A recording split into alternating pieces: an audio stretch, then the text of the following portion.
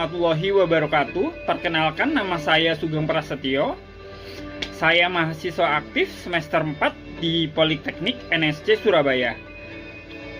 Dan hari ini saya akan mempresentasikan materi yang sangat penting dan menarik bagi teman-teman sekalian, yaitu simulasi bisnis.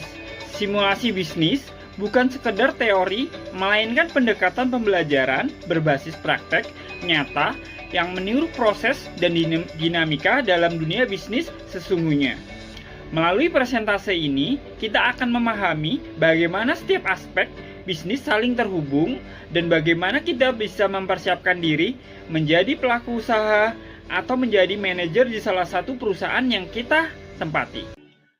Mari kita mulai dengan materi. Bab pertama adalah simulasi bisnis. Simulasi bisnis adalah metode pembelajaran yang meniru kondisi bisnis nyata, baik secara manual maupun berbasis teknologi. Tujuan ini adalah untuk melatih kemampuan teman-teman untuk mengambil keputusan, berpikir strategis, serta memahami risiko dan peluang dalam menjalankan usaha. Seperti contoh, kita bisa belajar dalam seperti banyak aplikasi untuk pembelajaran simulasi bisnis. Salah satunya game. Kita bisa belajar lewat game di aplikasi, tinggal download aja, atau penggunaan software bisnis atau studi kasus suatu perusahaan. Jadi teman-teman tinggal pilih dari 3 atau salah satu trik untuk pembelajaran simulasi bisnis via game, software, atau langsung praktek di salah satu instansi perusahaan yang teman-teman minati. Mari kita lanjut ke bab 2 tentang sumber daya manusia. Sumber daya manusia, penggerak utama bisnis adalah SDM. SDM adalah aset utama dan dalam bisnis karena mereka lah yang menjalankan seluruh aktivitas perusahaan. Pengelolaan SDM mencakup proses rekrutmen, pelatihan, pengembangan, hingga pemberian motivasi. SDM yang unggul akan menghasilkan kinerja yang produktif dan mendukung pertumbuhan perusahaan secara sukses atau menuju titik puncak kesuksesan perusahaan, yaitu target market 100% atau laba sebanyak-banyaknya. Tanpa SDM, perusahaan akan kesulitan untuk menjalankan sistem operasional di suatu perusahaan itu. Jadi, SDM ini biasanya lebih terkait ke HRD dan titik pokoknya di HRD sih. Karena HRD biasanya mengatur untuk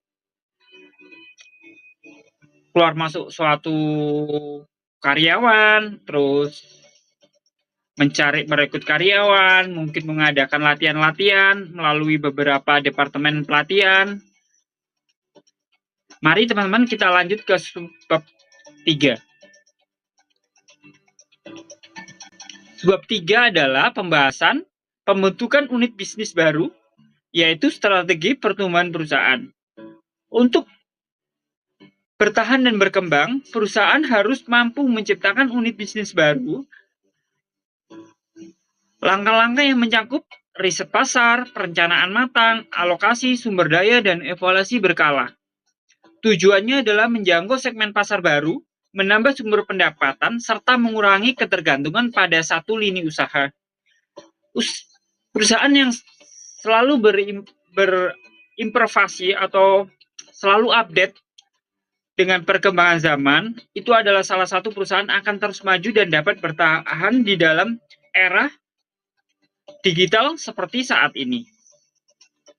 Selanjutnya kita ke subbab 4. Tata kelola dan pembagian tugas dalam pengelolaan bisnis. Tata kelola bisnis yang baik menjamin operasional berjalan efisien dan sesuai tujuan. Ini meliputi transparansi, akuntabilitas, serta struktur organisasi yang jelas. Pembagian tugas yang tepat antar divisi mendorong sinergi dan cepat mencapai target bisnis. Jadi, tata kelola dan pembagian tugas dalam pengelolaan bisnis itu sangat berperan penting. Saat kita tidak bisa membagi tugas salah satu karyawan sesuai bidangnya, itu akan mempengaruhi kemajuan perusahaan atau perusahaan itu menjadi tersendat atau lambat untuk maju. Next, kita ke subbab nomor 5, teman-teman. Identifikasi penempatan karyawan dan pembuatan job description. Penempatan karyawan harus disesuaikan dengan kompetensi dan kebutuhan organisasi. Job description dibuat menjalankan tugas, tanggung jawab, dan indikator kinerja setiap posisi.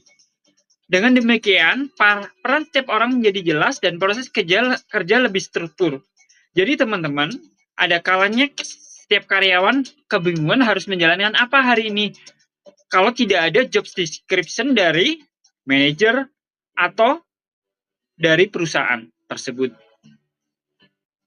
Next, kita ke subbab 6.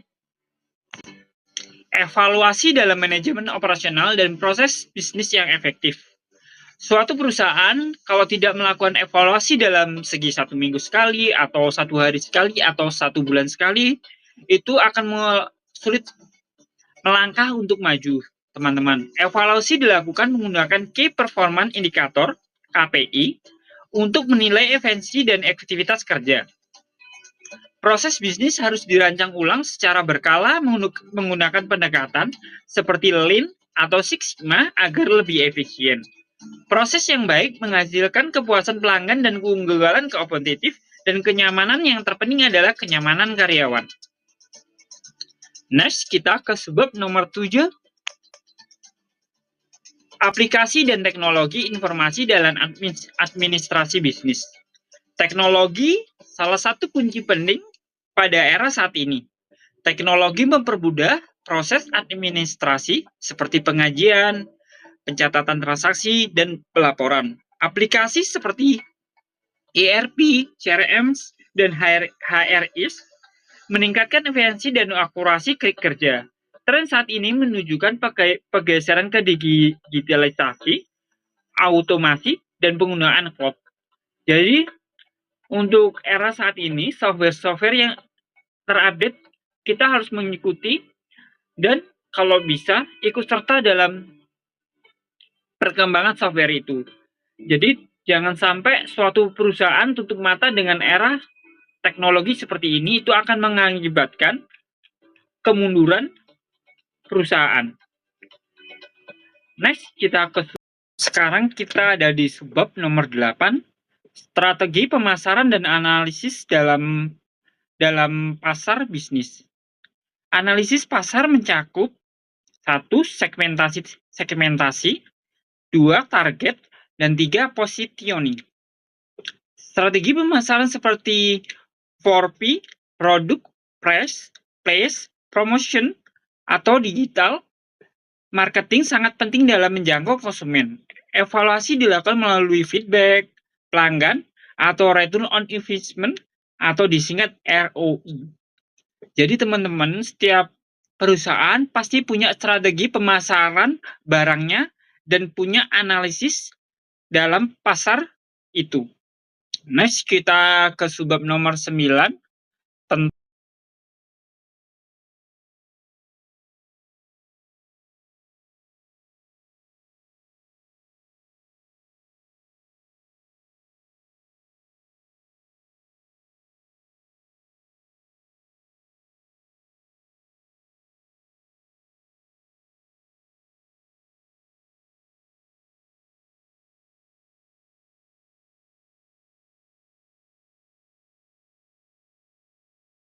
Teknik pengelolaan perusahaan dan pembuatan profil perusahaan.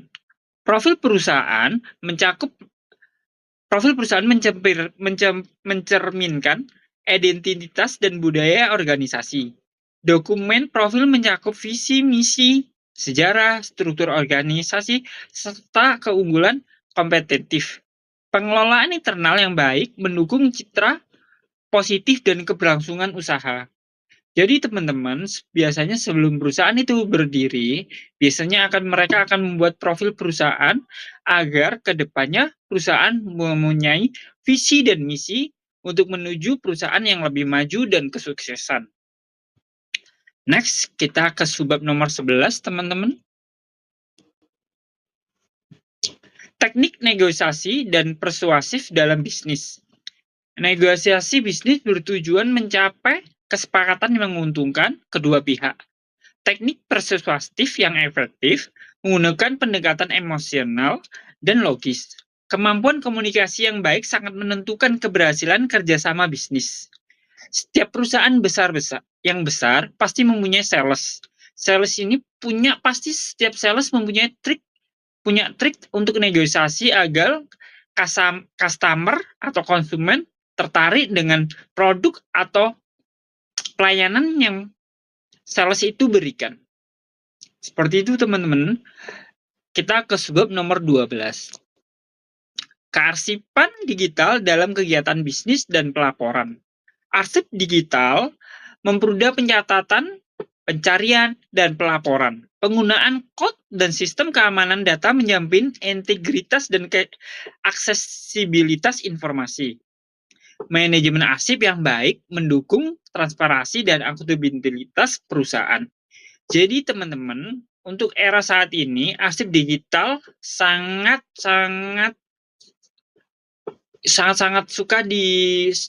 banyak digunakan oleh perusahaan-perusahaan besar karena lebih mempermudah diakses dan dipantau dalam segi jarak jauh. Itu bisa kita update secara cepat tanpa harus menunggu berhari-hari, berjam-jam, atau berbulan-bulan. Kalau misalnya teman-teman ada meeting di luar negeri dan butuh suatu arsip di negara Indonesia, pas teman-teman lagi di Amerika, itu akan mempermudah akses itu berada di tangan teman-teman. Next, kita ke subbab nomor 13, membahas membuat laporan akhir kegiatan, lapor hasil usaha. Lapor akhir mencakupi narasi kegiatan, data keuangan, serta evaluasi hasil keusaha. Ini biasanya untuk perusahaan besar dilakukan 1 bulan sekali minimal atau maksimal 1 tahun sekali. Tujuannya adalah sebagai bahan pertanggungjawaban, pengambil keputusan, dan refleksi untuk perbaikan. Laporan ini dapat membentuk naratif, grafik, tabel, atau ringkasan manajerial yang sangat kompeten, akurat, dan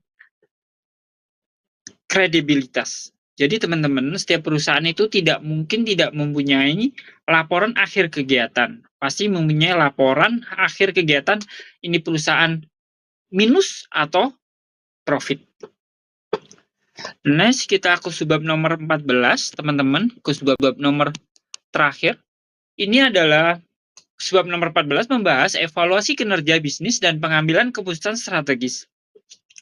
Evaluasi kinerja dilakukan secara kuantitatif dan kualitatif. Hasil evaluasi digunakan untuk menyusun strategi baru dan menyelesaikan strategi lama. Pengambilan keputusan berbasis data dan membantu mengurangi resiko dan meningkatkan ketepatan arah dan bisnis. Jadi teman-teman, setelah dari subbab 13 tadi, setelah membuat laporan akhir kegiatan usaha, kita akan mengevaluasi. Biasanya tim akan mengevaluasi hasil dari akhir laporan perusahaan itu. Angka perusahaan ini tetap memakai trik-trik lama untuk promosi atau update atau ada tambahan trik-trik baru yang harus diperbarui. Sekian dari materi presentasi saya tentang simulasi bisnis hari ini. Semoga bisa menambah wawasan teman-teman. Terima kasih. Demikian presentasi dari saya mengenai simulasi bisnis dan seluruh aspek penting dalam manajemen usaha. Semoga materi ini dapat menambah wawasan dan menjadi bekal dalam merintis dan mengelola bisnis yang berkelanjutan. Terima kasih atas perhatian Anda dan teman-teman sekalian. Saya siap menerima pertanyaan di kemudian hari atau bisa komentar di bawah. Wassalamualaikum warahmatullahi wabarakatuh. Di akhir video saya akan tambahkan beberapa game simulasi bisnis yang dapat kita gunakan atau kita mainkan di HP kita masing-masing secara mudah, efisien, dan bisa menambah ilmu tentang simulasi bisnis di suatu bidang usaha yang ada di masyarakat. Bawah. Biar nggak kehabisan update game seru lainnya, jangan lupa klik subscribe dan aktifkan notifikasinya ya. Nah, berikut ini adalah 7 game simulasi bisnis Android terbaik menurut Sense Channel yang bisa kamu coba mainkan. Idle Office Tycoon. Idle Office Tycoon adalah game simulasi bisnis yang mengajakmu untuk menjadi seorang pengusaha sukses.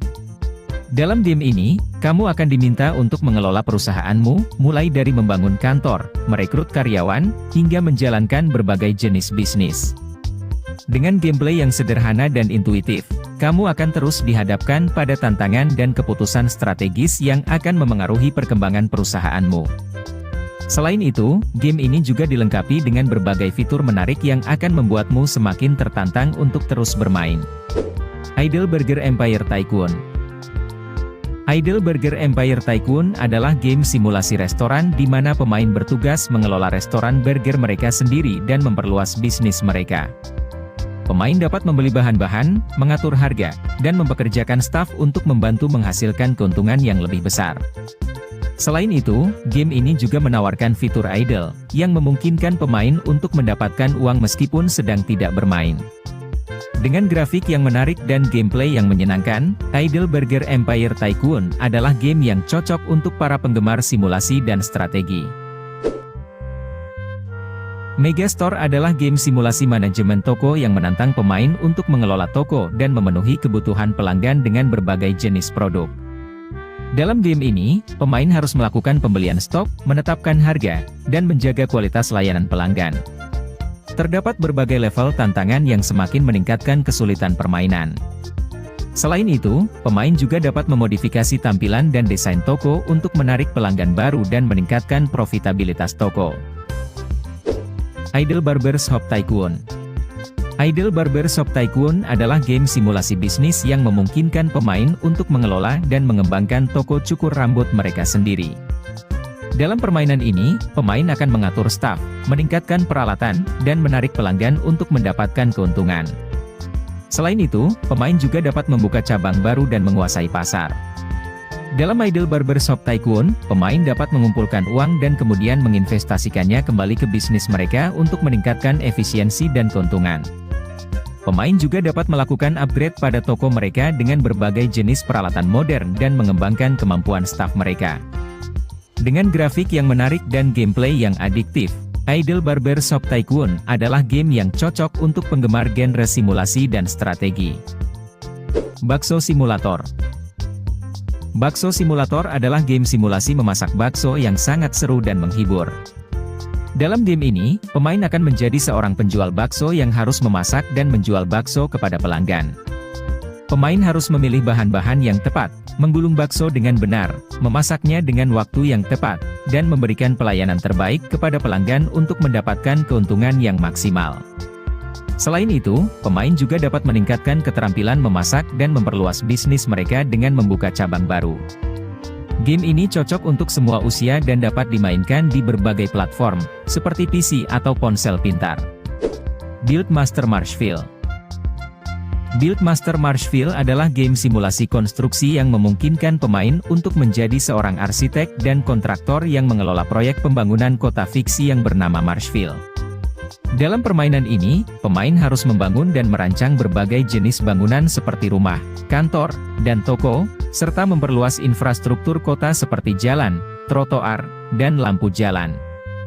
Pemain dapat menghasilkan uang dari proyek konstruksi mereka dan mengembangkan kota Marshfield menjadi sebuah kota yang modern dan berkembang.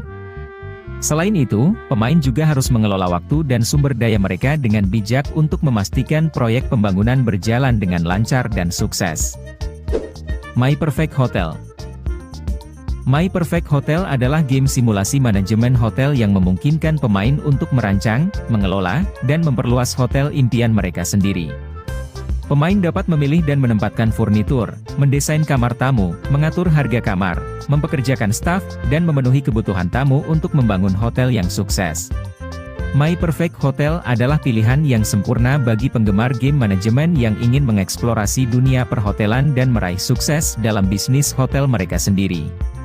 Terima kasih sudah menonton video tentang 7 game simulasi bisnis terbaik untuk tahun 2023 ini. Semoga informasi yang kami berikan dapat bermanfaat bagi kalian yang sedang mencari game-game bisnis yang seru untuk dimainkan. Jangan lupa untuk like,